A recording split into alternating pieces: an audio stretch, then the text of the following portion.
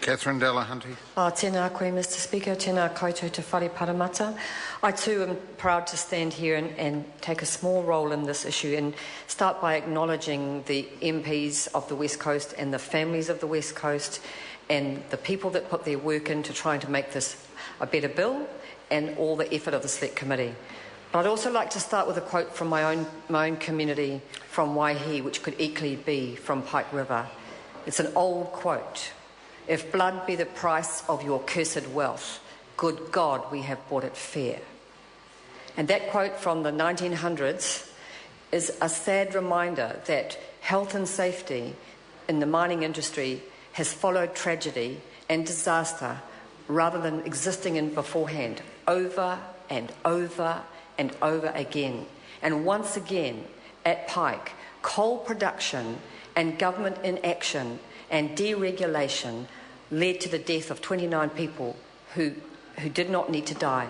And the mining industry is littered with avoidable deaths, as is the forestry industry and others at this point of time. And I do commend the previous speakers who pointed out that the environment of deregulation is an environment that can equate death.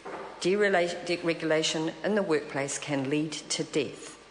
And so we have to be very serious about what we're doing in this House right now, and very serious about whether this bill meets the needs of that environment, because we have gone so far, Mr Speaker, away from safe work environments based on strong, organised labour for whom the employer has a good relationship based on recognising that production does not come first over health and safety. Health and safety, Mr Speaker, should come above production. And so it is very saddening to see once again that we're writing pretty good but not perfect legislation and making steps forward after the event. So the two things I want to talk about is the after the event nature of this legislation, and also the nature of truth, reconciliation and that relationship with resources, which others have touched upon. So in the history of the industry, the failure to listen to people who have tried to blow the whistle has led to disasters like this in the history of mining over and over and over again. And as Kevin Haig so clearly said, it is time to put this right. We asked the police to support these three bills, and this one is well overdue. But it is with great sadness that we remark on the price paid. And indeed, we want to support other members' call for proper compensation. The reason that we support that call is that truth and reconciliation, acknowledgement, accountability and apology do not add up to peace of mind for those who have been harmed without resources. And we see that in many processes around the world, that words are beautiful things and apologies can be accepted. But if there is no resource to back those words, if there's no acknowledgement that the cost is not only human but financial and real for those people, then we cannot have peace. And so it was very disturbing today to hear the first item on the news when I woke up, which was that the Cabinet had decided that no compensation would be paid because of precedent. And it was very disturbing when you think about South Canterbury Finance and other interesting payouts, that they have not been treated as precedent, that 1.6 billion, but the Pike River families will not get compensation.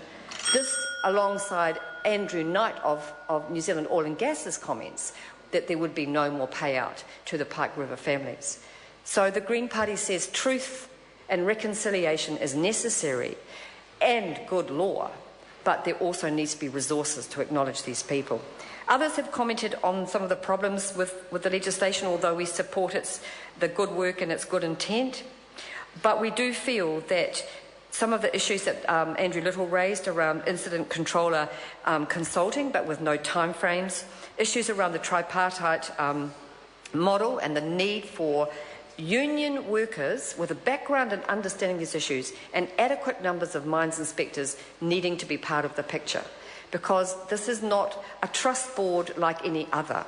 We need trust, not trust boards. We need proper representative involvement in workplace safety, and there is expertise across the workforce in workplace safety. I would just like to say as final comment... Order. Time has expired. I would just like to say... I order the member's time has expired. Simon O'Connor. Mr Speaker, I'm pleased to take what I believe is the final call on this bill, and I think there's been that dignified tone across the House today because this is an important bill in and of itself. In fact, a bill which has been split into three parts now around workplace, around mines rescue and around health and safety, all areas which are incredibly important. Again, I think it's useful to look towards that dignified tone because I think it does speak to the unanimity of the House to move forward in a positive way. It's important to acknowledge there are differences of opinion, but I think underlying that is a real sense not only of the tragedy that occurred at Pike River, but the importance from there to learn, which is often the consequence of tragedy, but to learn and to put in place important changes and recommendations.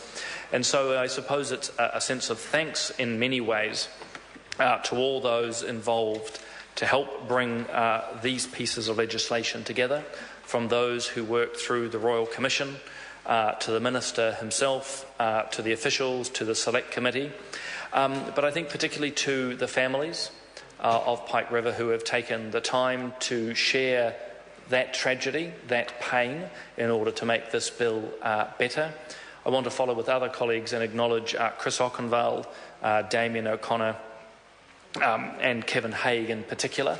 They are local to that community and have been a voice for that community, and speaking personally, the welcome the community, the West Coast, and through those three MPs gave us as a select committee was quite moving and provided a poignancy around this bill, or bills, Mr Speaker. We honour as best we can those 29 who died, and we do that by passing legislation today to make New Zealand a more safe and healthy society. Good speech. The debate has concluded. So the question is that the motion be agreed to. Those of that opinion will say aye. Aye. Contrary, no. The ayes have it. WorkSafe New Zealand Bill, third reading. Health and Safety in Employment Amendment Bill, third reading. Mines Rescue Bill, third reading.